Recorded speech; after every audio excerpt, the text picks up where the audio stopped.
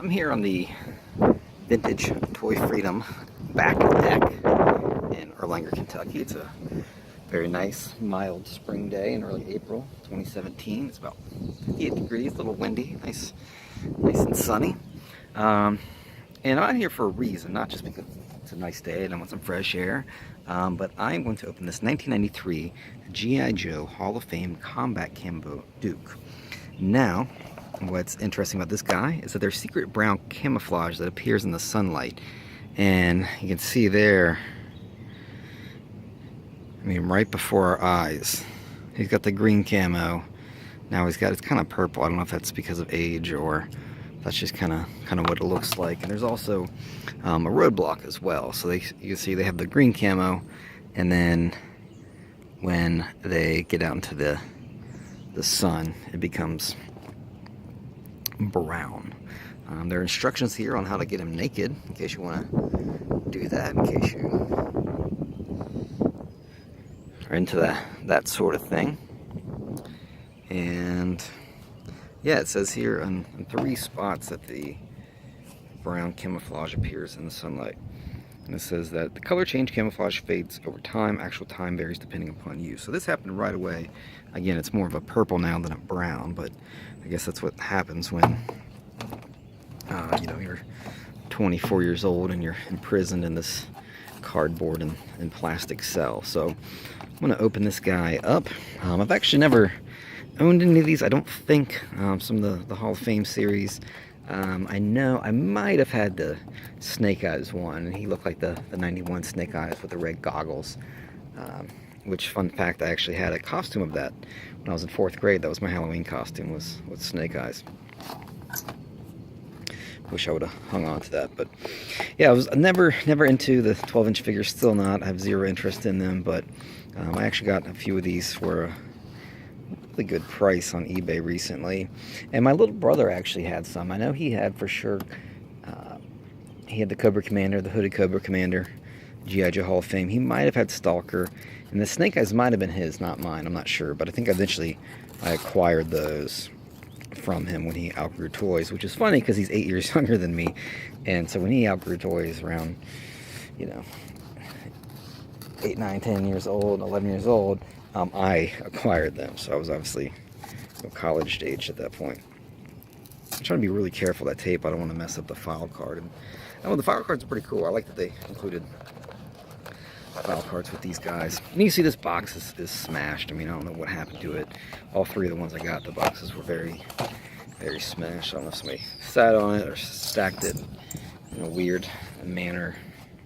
But yeah, so let's, I don't know if he's going to come out. I don't know if it might be taped at the top, or maybe because the box is smashed. Let's see. Okay, yeah, I think we're going to have to undo it here. But they make quite a few of these. Obviously the G.I. Joe line started in the 60s, 1963 or 64. The 12-inch line, that's kind of stuff like my dad had, and people, you know, kind of our parents' generation. And then this went on for a while, and then 1982 they brought them back in the 3 3/4 inch style. Actually, the G.I. Joe comic book from Marvel Comics came out first, and then the toys, and then the cartoon and video game and toothbrushes and soap and band-aids and tissues and costumes and plates and cups and party hats and snorkeling gear. Jeez, what else? I don't know if it's placemats, I think I said. Party invitations. Tablecloths. I think they were G.I. Joe shoes, sunglasses. I'm trying to think some of the other merch they made. Obviously they made movies, the animated movie, and then the kind of live action movies with the Rock and some of those dudes. I've actually still never seen those. Not really clamoring to see those, but I guess I should check them out at some point since I'm such a big G.I. Joe fan. Coloring books. I'm trying Running with all puzzles, of course. Various trading card series. Flashlights. Bed sheets. Backpacks. Folders. I have a G.I. Joe folder. So yeah, this guy's a little tricky to get in the box. He's really in there. Let me... The birds chirping in the background. I'm just going to have to dismantle this entire box to get him out. Okay, here we go.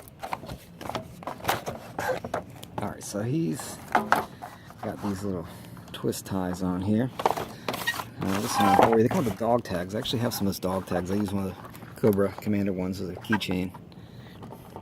So this is Conrad S. Hauser. This is his primary military specialty is jungle combat. His second is camouflage expert, so that's obviously very different than his 83 figure. He's born in St. Louis, Missouri. I've been in the airport in St. Louis, never actually been there, but I'm actually going there in the fall for a Lady Gaga concert. So he has combat camouflage body paint, a standard issue jungle combat rifle, authentically styled camouflage pants, and real metal dog tags. He says, I can easily lead Cobra jungle patrols, but I have more fun fighting them. So I wouldn't be walking around without any shirt on though. I mean, it's a good way to get mosquito bites and things like that. But there were actually some G.I. Joes in the late 80s, early 90s that had camouflage with them. And there's actually, I have a picture, I guess I should have found it before I made this video, of me putting some of that camouflage paint on my face when I was a kid, after I'd opened up a G.I. Joe figure at my grandma's house. Grandma spoiled me and bought me all kinds of G.I. Joes. It's part of the reason why I'm still obsessed with them as a 34-year-old grown man. Alright, those dog tags are kind of causing me some trouble. How do those get out of there? I want that cardboard just to kind of rip. They're not taped on there, it's just... Alright, so you've got this big rifle. You've got boots, you've got army pants, the G.I. Joe logo on them. This is a pretty cool figure. I mean, in terms of the 12-inch ones, I'm definitely digging this one. Not just because he has his shirt off. It's a big rifle. One of these dog tags would come out of there. Let me just take them off. But yeah, that purple, I don't know. It's not going to camouflage it too well in the jungle.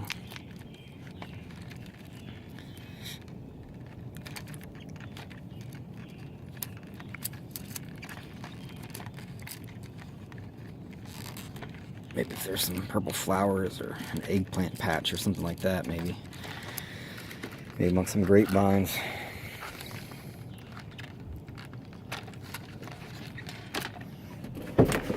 Alright, I'm at the...